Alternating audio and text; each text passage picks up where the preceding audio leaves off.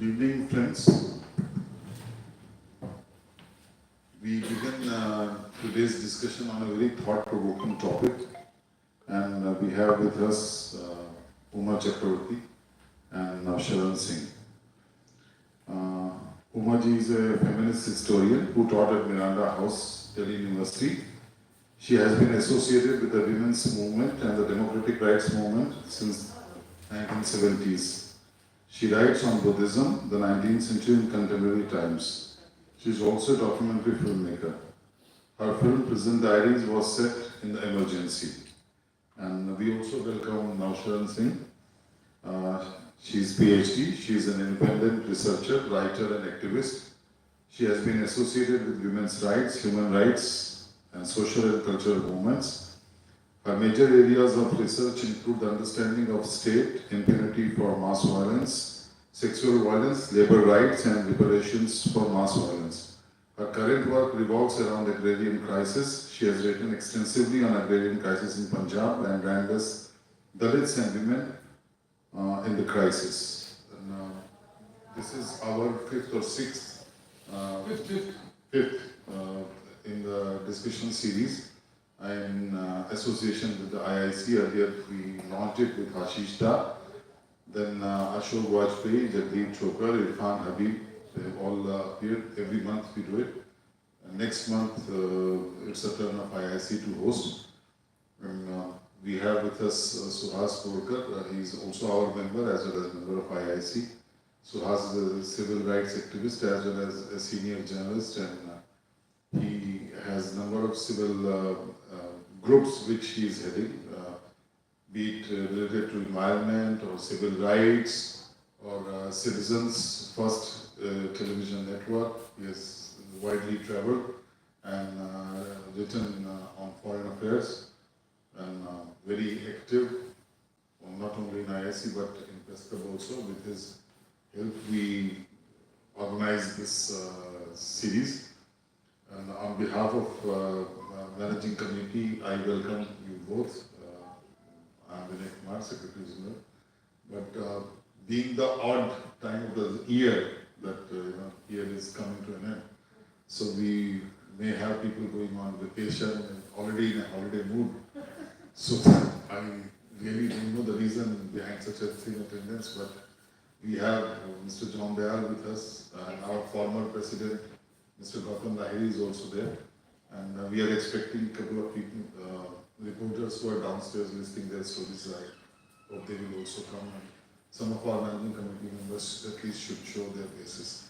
So over to Suhas to moderate and initiate this discussion. Thank you, Vinay. It's a very interesting topic we have, the fifth topic, and it's who will speak for the margins. And Umaji and Navsharan both thought of this. And is the media silent, self-assumed, or captive to market and state? Now, we can talk of the political economy of the media, which is absolutely haywire at the moment. And we have all the suffering from that political economy of the media. And then nobody now talks of cross-media restrictions, you see. The print media and the television were absolutely entrenched hand in glove, and each supports the other. And then we forget about public service broadcasting at all. I mean, it's a misnomer to call Doordarshan and All India Radio public service broadcasters. They become mouthpieces of the government.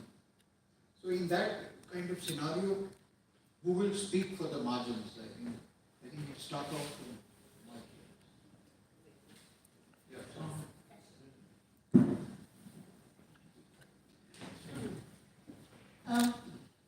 Okay, I'm glad we have a few faces to look at, because the rest is impersonal. I'm told it's going to go on YouTube or whatever, but I'm not used to speaking to impersonal audiences. I taught in a classroom situation, so I expect an audience to talk to. And I'm glad we have a few here, and I'm sure we can have a discussion, because the point is to generate a discussion. The stage I got to in my life, and I was born before partition, is I can't think except in historical terms. So I'm constantly reminded of the long history that I carry in my head and in my person. So I can't, when I think of the press, or when I think of the newspaper world, primarily the newspaper world, because obviously, in the past, visual medium didn't count because it was the mouthpiece when it came. But the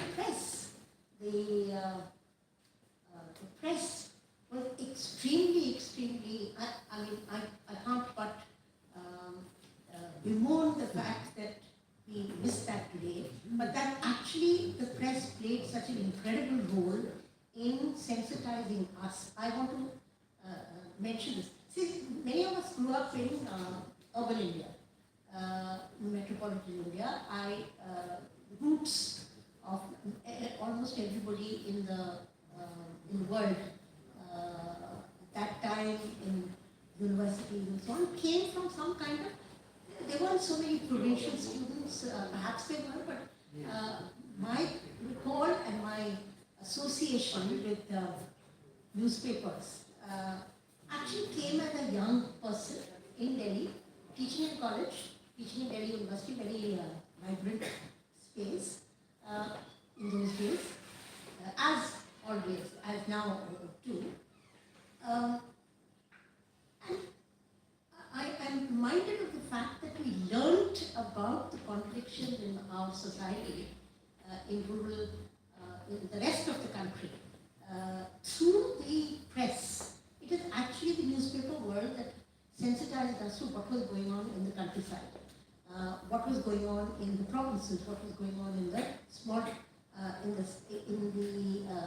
in what they otherwise have not been visible to people, certainly to some of us invisible. And these were reporters, that these stories that came, but all reports that were filed by provincial, quote unquote, I don't mean it negatively, it was the press in the regions. It was the press in Patna, in Madurai, in Chennai, in places which may have had a metropolitan face, but certainly they were rooted in their own locations. And it actually catapulted and jolted the middle class, the young persons from the middle classes in the urban centers to the countryside. So this is, you have to see the roughly 70s, early 70s through the 70s and into the 80s. Late 60s it started off with. You are getting your information from what is happening in India a generation after independence and the crisis of various kinds, whether it is hunger or whether it is of land working class in the sense of Mazdoors. You actually got the stories from the regions. And I don't know, you're probably, some of you may have a historic memory of this, but I can remember Arun Sinha and his reports being filed in Searchlight, in those, in the newspapers of Bihar, pointing out what was going on in the countryside. So there's an incident here, like in Tamil Nadu, Kilvanmani was reported. It was reported, and then people from the urban areas discovered this horror of 44 Dalits being burnt alive in a struggle for unionizing and for basic rights, basic wage rights. And someone like representing metropolitan classes and communities, Bajali Shivaraman actually hears about Kilvanmani in her one evening just before Christmas, exactly the same time, 24th I think, this incident happened on 24th. And she was at a family wedding, and she hears this news, and she gets into a train, and she arrives in Kinwelmani the next day, and goes to see what happened over there. And then, she's joined by, I think her name is Mrs. Jagannathan, who was a Dalit activist herself. They arrive there, and then they start to actually document what happened, the long history of the struggle, and then this terrible violence in which basically women and children were burnt alive because the landlords set fire to the basti. So, this kind of incident actually came to the center, came to the notice of a sort of a class of people who otherwise did not have too many connections with the countryside. Similar Chakravarti passport in Bihar, where there was a long wage struggle of the undertenant Bataigars, which led to similar kind of violence in the early 70s, in which the Rajput landowners fired into their Santhal Bataigars tola, killed 14 people. And that incident, again, reverberated in what is happening in the countryside. In fact, it led to my partner actually went and did a whole piece of research based on this incident that had happened. So what I'm trying to say is that actually we were cut off. We were fairly cut off from what was happening in the countryside, in the interior.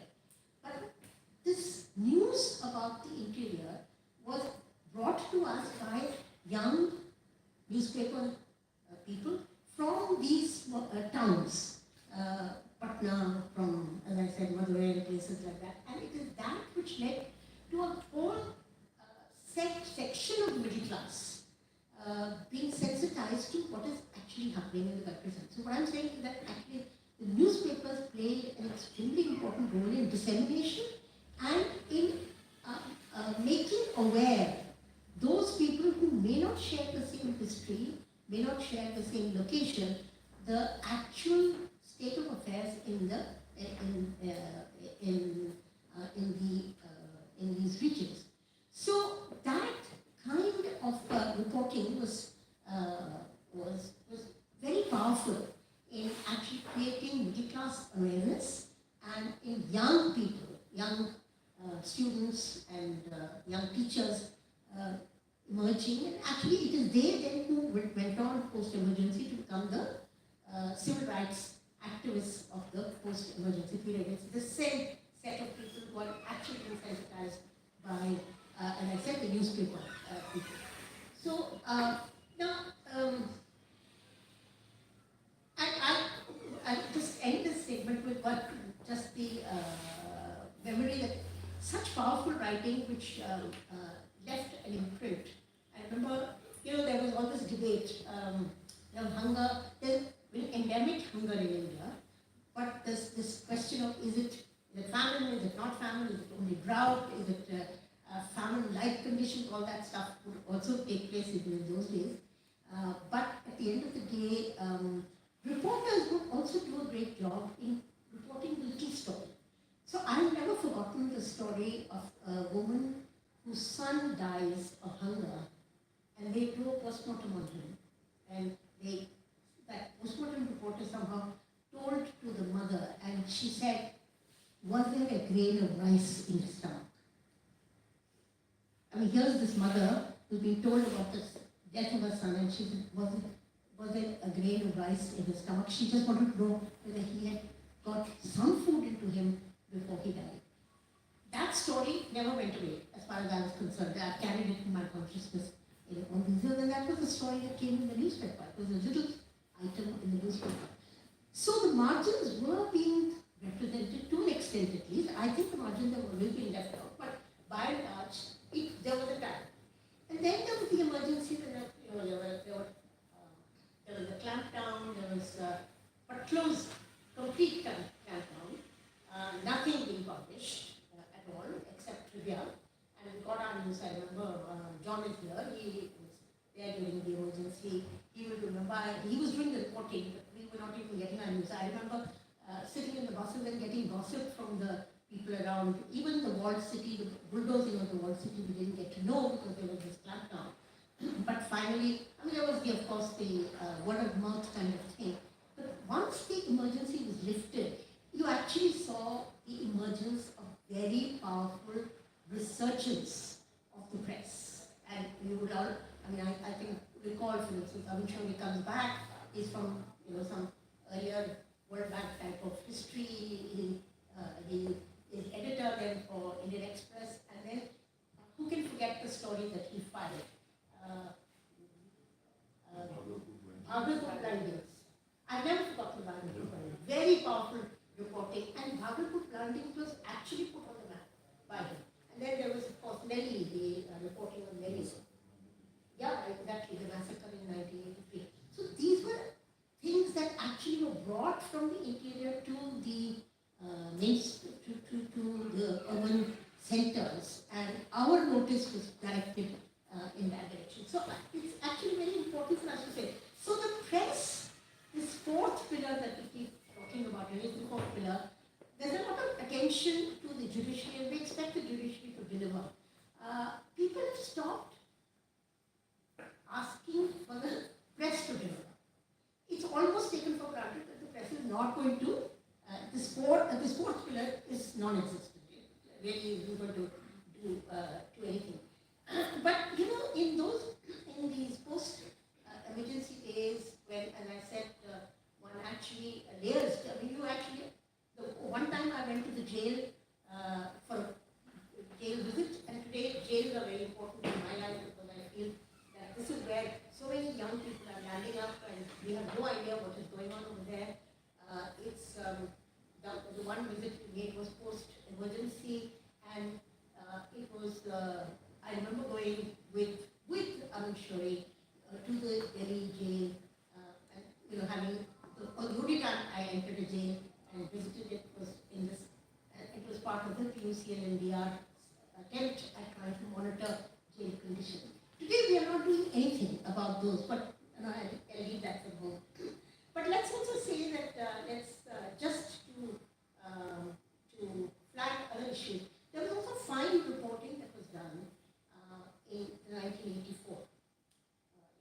84 was covered very well, and again, partly by Indian Express, but it was actually what was happening. Trilokpuri and so on hit us because it was the newspapers that had gone there rather than the urban the centers of Delhi. And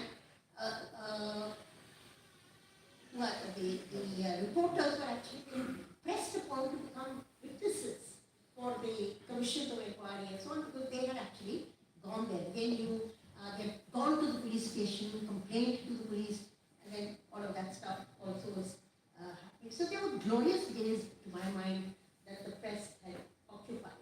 I think, on the whole, I'm not going to say much more. You can get the tenor of my thing. Navsharan will update you on a number of issues that she has been thinking about. But I do want to say that, in the early years, the women's movement's ally, how would I define the margins? For me, I think it's the underclass, it's the poor, it's those for whom the promise of independence has never been actually delivered to them.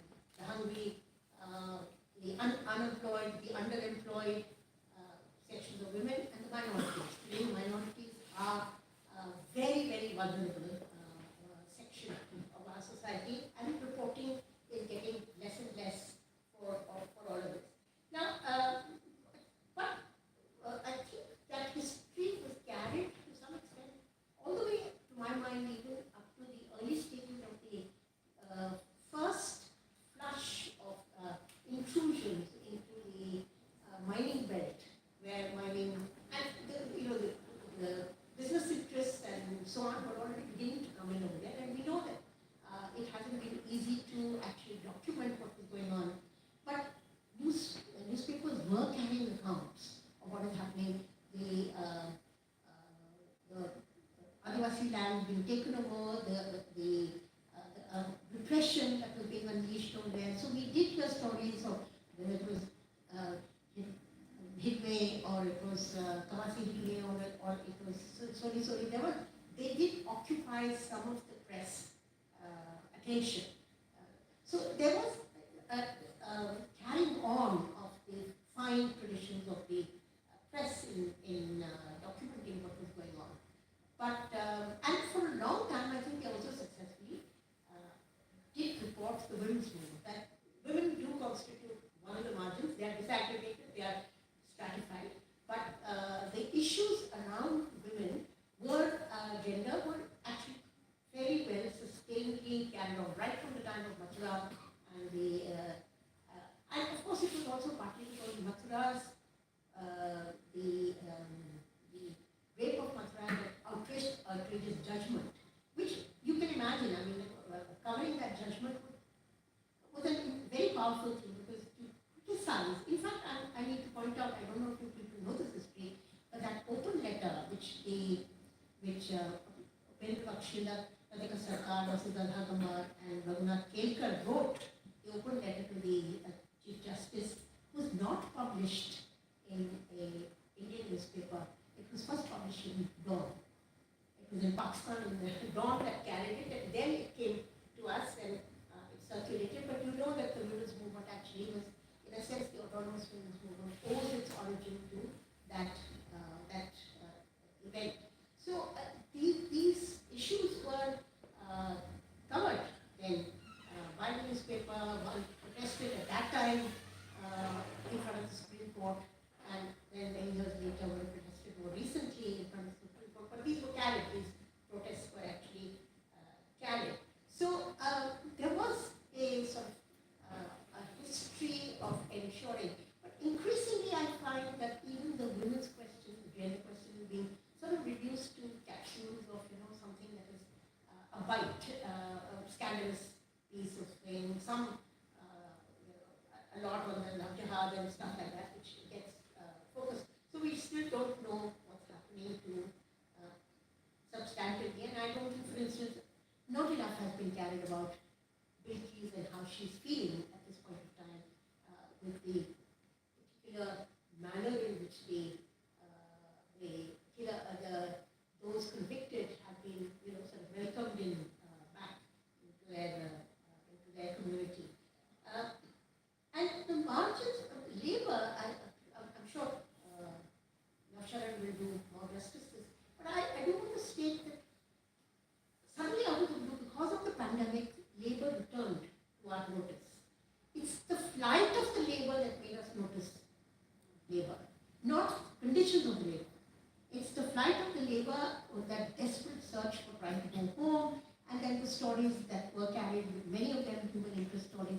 But I've been left wondering with unanswered questions. So also there was the account of a Muslim woman, a single woman laborer who had moved to an urban location in order to work, and she died on the train. You are familiar, you may remember that story. And the story made the headlines because that child was left by a school. But we didn't ask the question, what was this woman doing? Where was she? Why alone was she in some place working? No community, no people around her.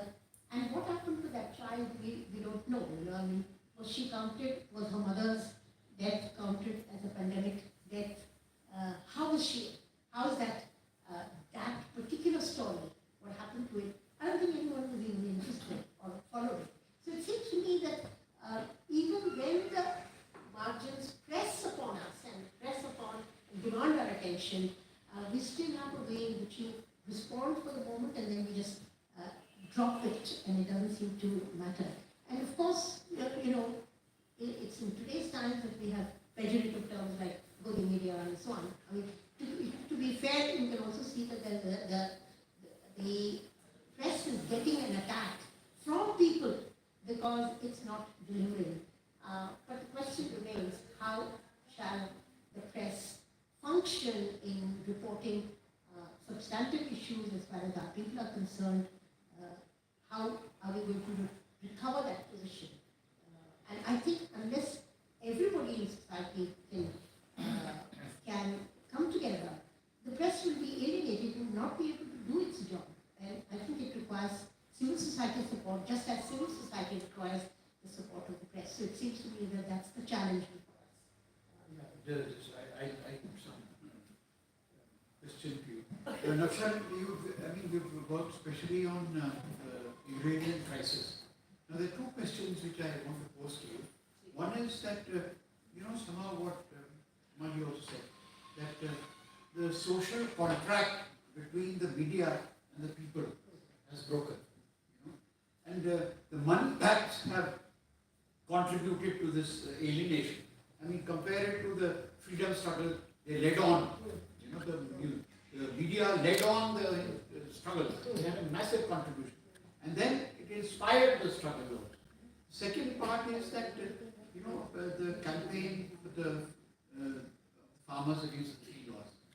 Now, despite, in spite of the media, the farmers were successful in a limited way. So, how do you see these two scenarios? Absolutely, and we have to talk about it. And maybe if I go there, Just one second. Will you be able to cover that?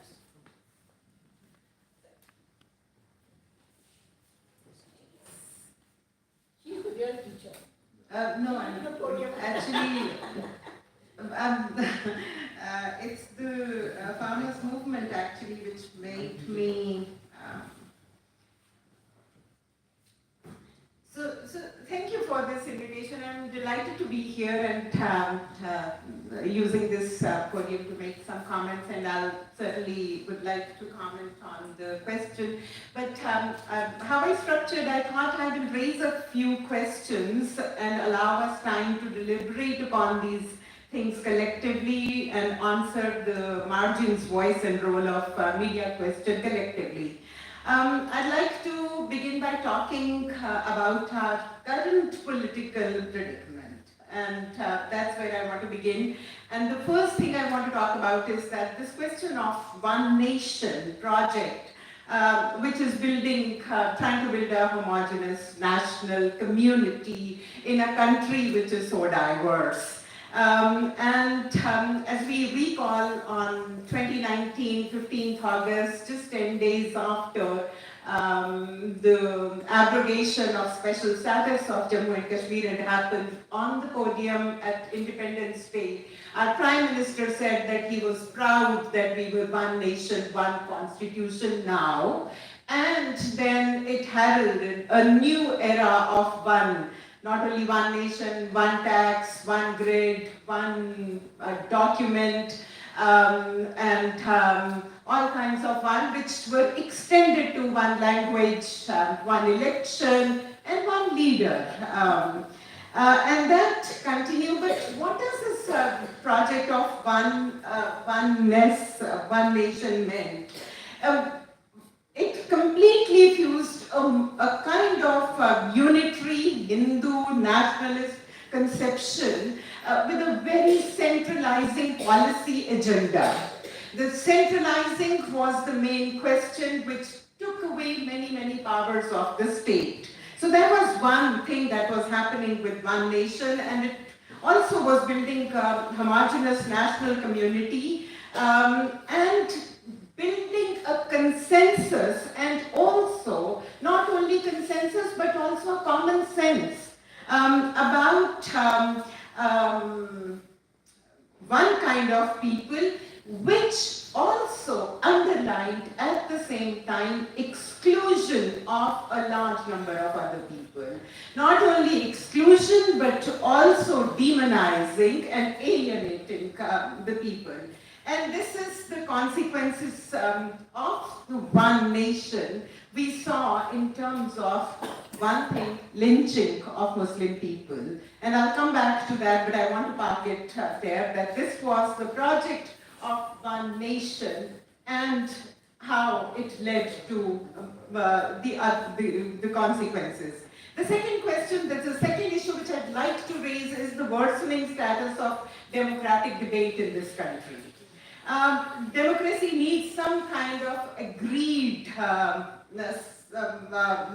upon notions, a kind of solidarity, a kind of agreed sense that we are were all there in this as one people.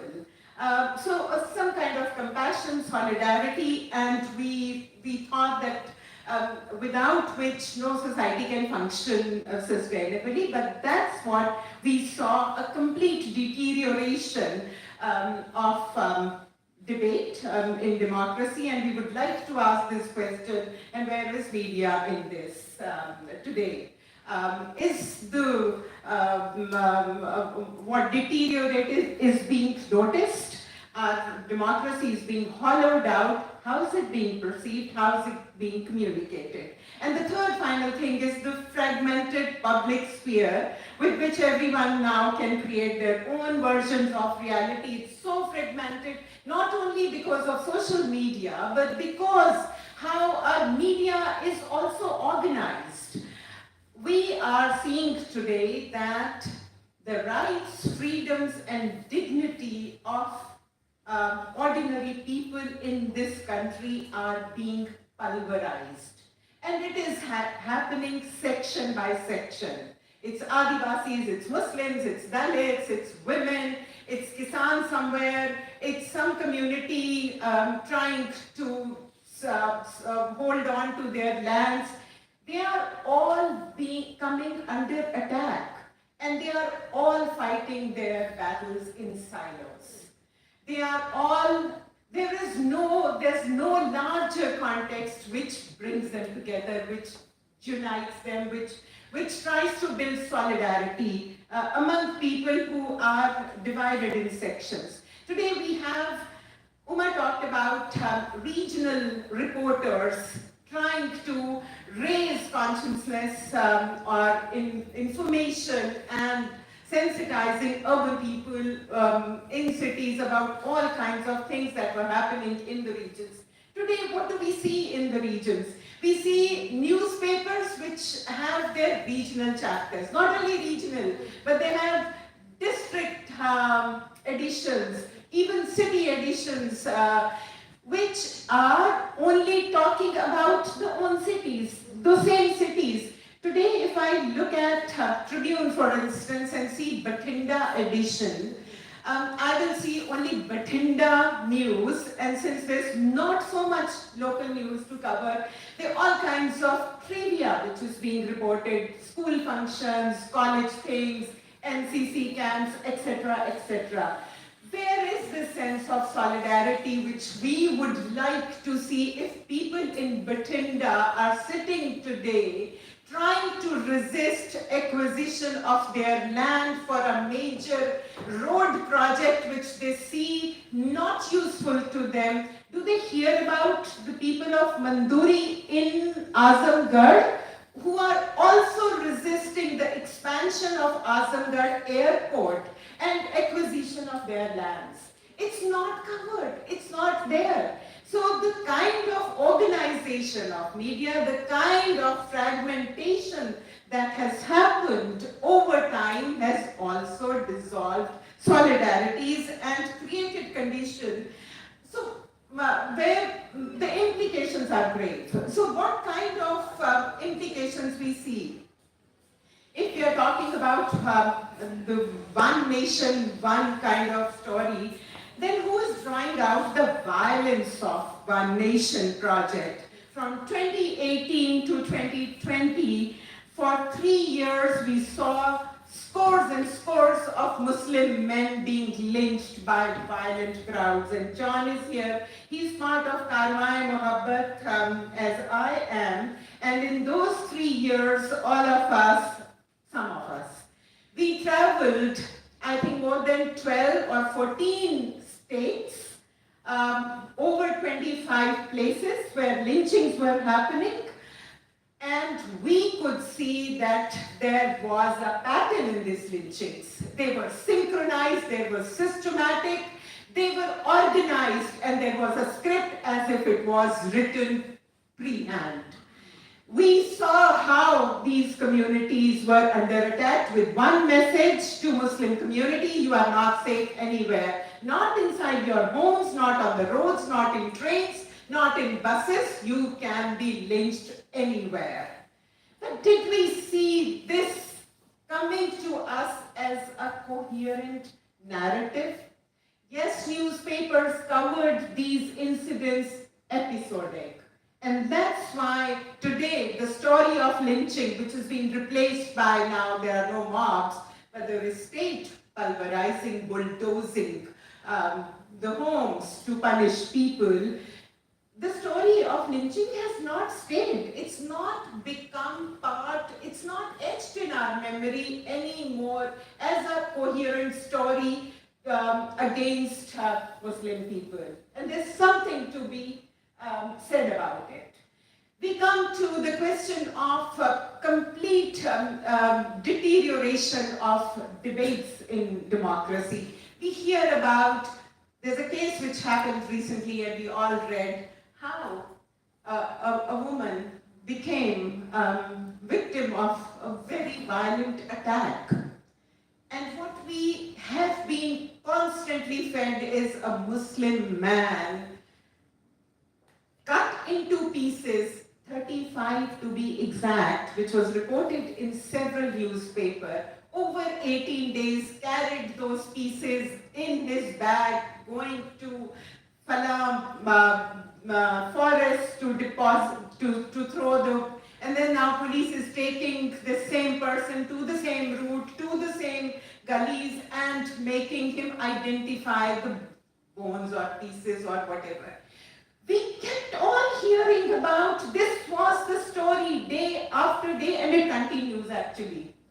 Narco test, no narco test. The person has actually admitted that yes, I killed my partner. We are reading about police's narco case, this, that, and the other, and no discussion, serious discussion about why is this happening in our country still? Why are we women being, who's accountable for these violent deaths? Who's accountable for this violence against women? And who's accountable for women not having access to anything which is safe for them? We keep hearing the trivia, but not the serious discussion. And once the serious discussion is not there, that space is erased, it's always filled by then crap, trivia. And I want to say the worsening of this kind of conditions actually bring me back to the question which you raised about farm laws. Farm laws were repealed after 13 months. It was a big victory, and big victory in many ways of the farmers who stood their ground resolutely for 13 months on the borders of Delhi, but the victory came at the cost of over 700 men and women who died in this very peaceful movement at the borders. 700 men and women who died of neglect, died of harsh conditions made harsher by state apathy. Their bodies bore the marks of those harshness. They died of dehydration, stress, they were ran over by moving vehicles. And the markers of this violence remains undocumented. Even the parliament response saying we don't have any knowledge of these, let alone giving any reparations or acknowledging that these people died in a peaceful movement. Who is talking about these? Why are our peaceful movements met with such violence? This is the violence of the state. And the second thing about farmers' movement actually, the protest stage became a place where all the people who were being led by corporate greed came together. That platform, that farmer stage gave them a platform to come and talk about their own experience, daily experience of being led by corporate greed. We saw corporate greed and communal violence and communalization of the agendas. We saw farmers from Sitapur coming and talking about how their standing crops were being destroyed by the bulls, let loose on them by Yogi Sarkar's cattle protection laws. We saw several other people, all kinds of people coming to that stage where that protest stage created conditions for building solidarity of people, of rural people, which was not being built anywhere. So that's the historic victory, historic contribution of the farmers to be able to create space for building solidarity of rural people who have completely gone missing from our own media stories. And Sainath actually in 2017, before the 2018 All Kisan March happened, he gave us statistics and he said in English dailies, national dailies every day, there's 0.1% coverage of rural lives and 0.6% coverage of agriculture. So structurally, systematically, rural people, over 70% people of this country were completely erased from public imagining, and something which Uma was saying, that's where urban people actually learned through media about the lives in rural, which we've completely forgotten, which have been erased. Then, if this is what's happening in our movements, in our places, it gives us something to think about. Something to think about of building solidarity of people. And I'm not saying that it is the sole responsibility of media actually to only responsible for now recreating the space which has been taken away. The space has been taken away and it needs to be reclaimed for all these interests, for all these marginalized people, for all these marginal voices. We all have a responsibility, but media has a special role, a different role, because representation, because voice, giving voice, and giving representation to people in the margin is what media has to do. This is a pillar. This is what its responsibility. And the last thing about which, two more things I want to talk about, and one is the latest NCRB data 2022, which has underlined that the largest category of people, professional category of people who've committed suicide in the country last year happens to be daily wage workers. 41,000 daily wage workers killed themselves last year, just in 1 year, which means 115 persons died every day. And daily wage, and we don't know anything about it. We don't know whether they were rural, they were urban. Daily wage workers are also a constituency which is not represented by any union, unlike farmers' unions, who have painstakingly documented every suicide.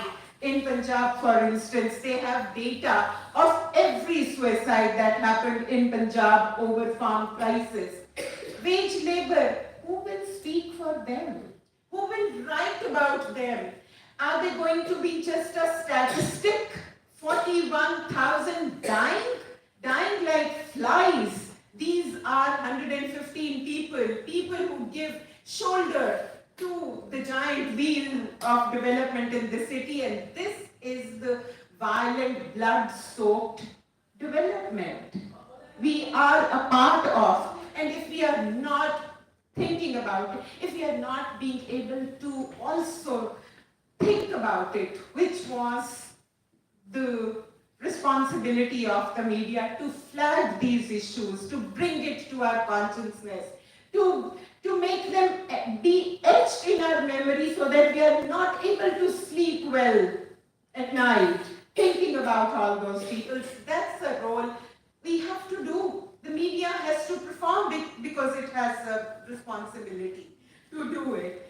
So all I'm saying is that while this is a collective responsibility and it is supposed to be And also not saying that individuals are not doing it, reporters are not doing it, they are not sensitive. We know the kind of constraints, and the last thing, and I'll end with that, and some of you might know this already, there are two large agitations happening in Punjab at the moment. Latifpura and Mansoorwala liquor factory. There's a liquor factory in Mansoorwala, a big liquor factory, which has been polluting and contaminating groundwater by using bore wells to discharge their pollutants back into the soil. And they were doing it clandestinely, they were doing it.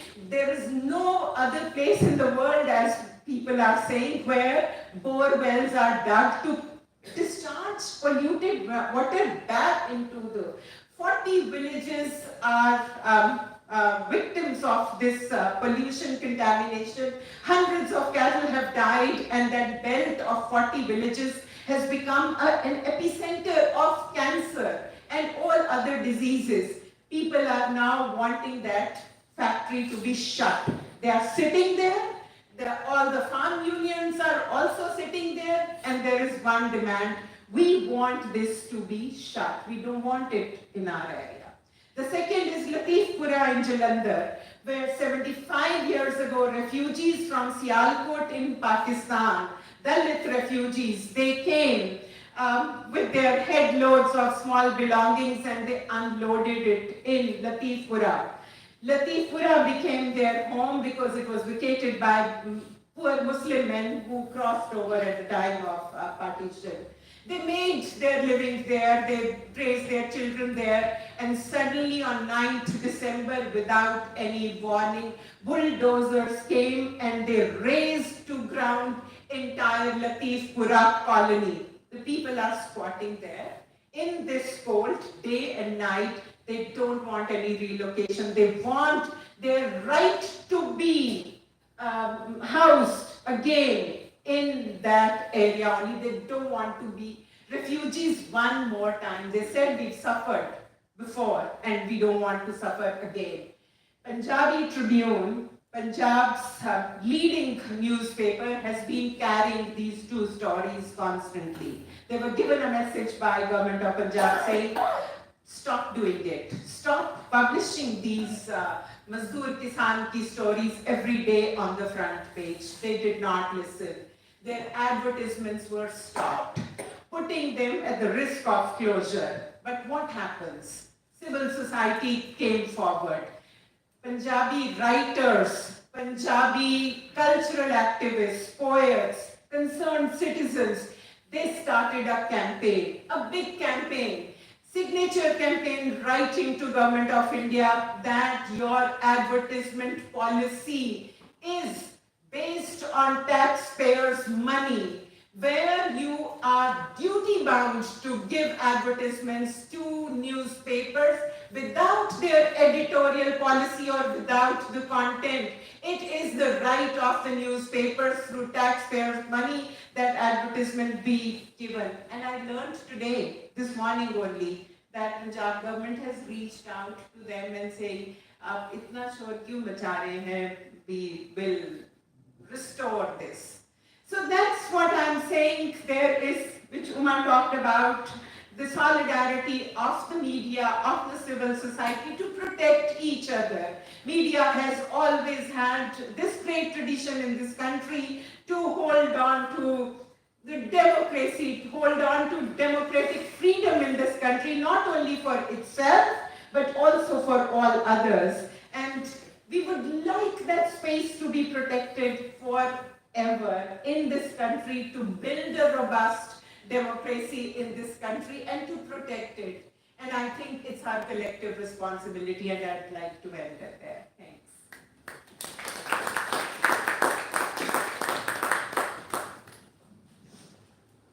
We open the floor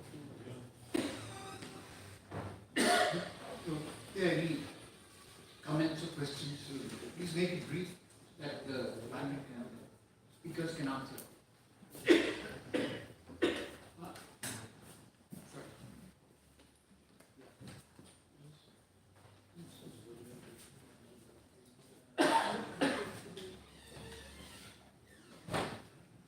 There's some questions which. I have been told that the past 1 year, 40,000 laborers died. 41,000. 41. The same statistics, some laborers also include 42,000 housewives also committed suicide. Maybe some laborers are also included in that. This is also one such statistic. I want to comment and no. Right, sure. Everybody knows these days the reality. Actually, the corporate has taken over the media. But what you have given reference about the Tribune, perhaps that media house is run by a trust. I don't know whether the corporates will reach there or not. One day they may reach.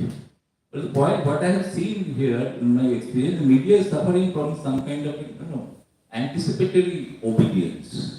Nobody has asked them. It is all become an extension of Doordarshan and All India Radio. But what I have also seen with the silver lining, when the people comes out in the street, media was forced to give a coverage, like Shaheen Bagh movement. You know, when the government passed that law, till today it is not being implemented. But many people died, more than 50 people died from that movement. So what I found, even if there are many instances where women took a lead role, like in the Narmada movement, or the anti-clerical movement in Andhra, even in some movement in Assam. So what I see these days, people have accepted the reality. They are not coming out to protest. In other parts of the world, you see, the peoples are coming out. I don't think the media is forcing them to come out. So whether people in general, they are also suffering from an anticipatory obedience or what? Why not the Shaheen Bagh is not happening for in other issues? So ultimately media even in a negative way, they have given publicity to Shaheen Bagh. Not that they are supporting. The farmers' movement was a shining example where women took a lead role. So these are instances what I find that if people's movement can be developed, then perhaps media will be forced to cover. Otherwise, you cannot blame the media shouting from a rooftop, oh, media is not looking at it. Media cannot look at it. They have all become a kind of a hostage. This is the reality, what we have seen in earlier days, even right from one day before independence, the editor used to give an advertisement, those who want to come to jail or face gallows, they should join. Now these are not the days. So those days have gone. So you have to work in what is the practical realities. You have to civil society, media, whatever in a limited way. Even these days social medias are also being controlled. I have my personal experience, what I have said in the social media has been censored, not been put in the YouTube. So it is not so, everybody is now wants to hear what he wants to hear. Days of independent views are gone. So it is a difficult days, no doubt. I still believe, I am an optimistic guy, I still believe these days will not linger. And I think that, so what is the answer about that? Why people are not, why the new women are not coming out on the streets? Not forget about me. Thank you.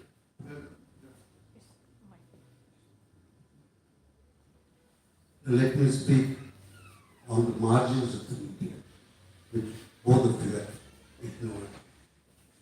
In the last 2 years, 2.5 years, more than 3,000 journalists have lost their jobs. X number of media institutions have closed down. What has happened to these reporters? How do they make a living? I've been 53 years in journalism. And because I was a regular employee and not a contract labor, there's a small little kitty whose interest I live on. Other people were sad. Some of them are starving.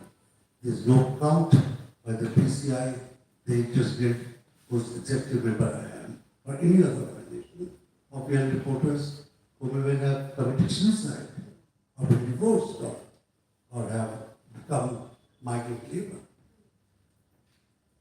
And this has been so worked through.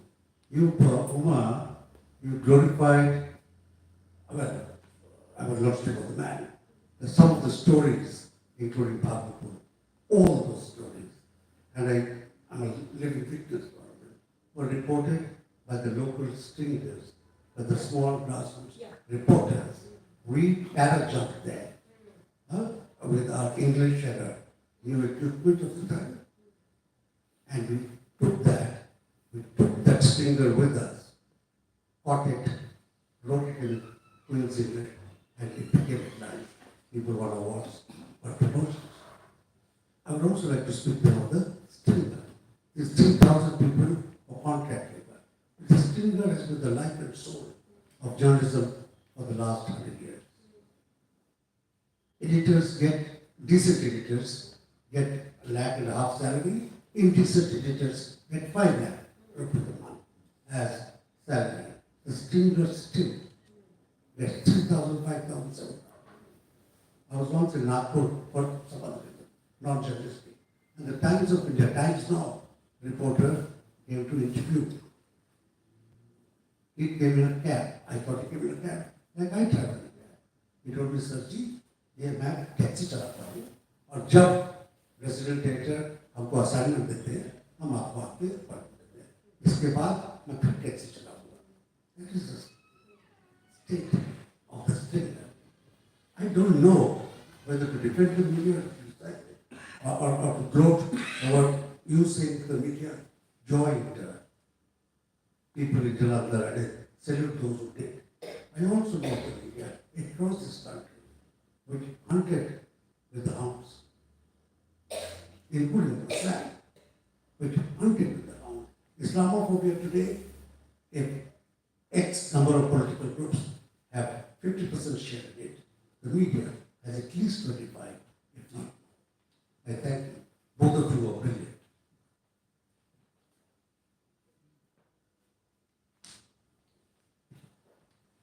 I would like to know a little more about the Punjab liquor factory case that you talked about, because a very similar case happened in the US a few decades ago in Hinckley in California, where a very large multinational company called PG&E had done something very similar, and their contaminated water, which even including the groundwater was polluted, was causing big time cancer and many more diseases.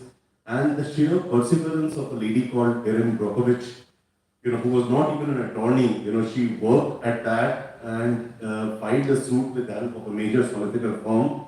And the compensation that eventually that they got is the largest compensation ever paid in the American history by a corporate to the community.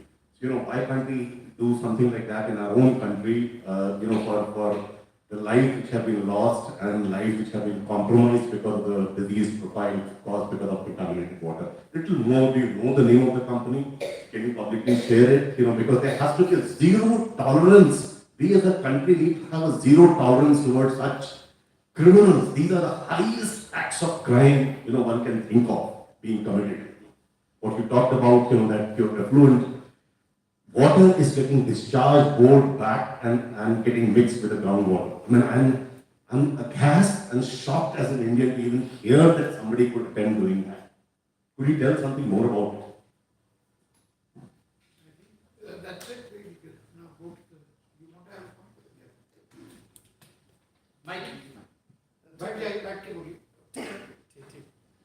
मैं समझता हूँ कि गौतम दा ने जो बात उठाई है वो बड़ी इम्पोर्टेंट है. मसला ये नहीं है कि आपको मीडिया ये नहीं कर रहा है उसका रोल क्या होना चाहिए, ये तो हम सभी जानते हैं क्या हो रहा है नहीं हो रहा है. लेकिन the real issue is that कि मीडिया पर्सन्स को और मीडिया हाउसेस के फर्क को समझना चाहिए. जो भी मीडिया पर्सन्स हैं वो किसी न किसी मीडिया हाउसेस से वो एसोसिएटेड है.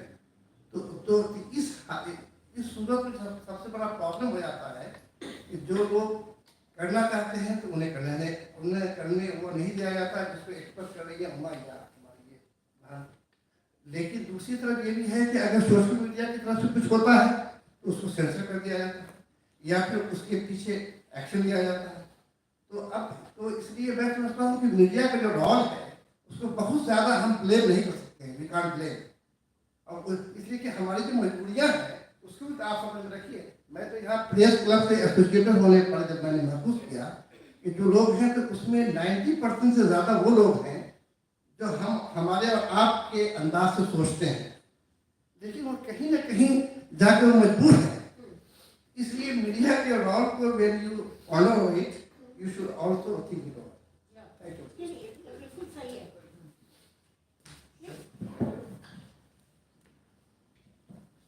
नहीं, बिल्कुल आप जो बोले हैं बिल्कुल सही है।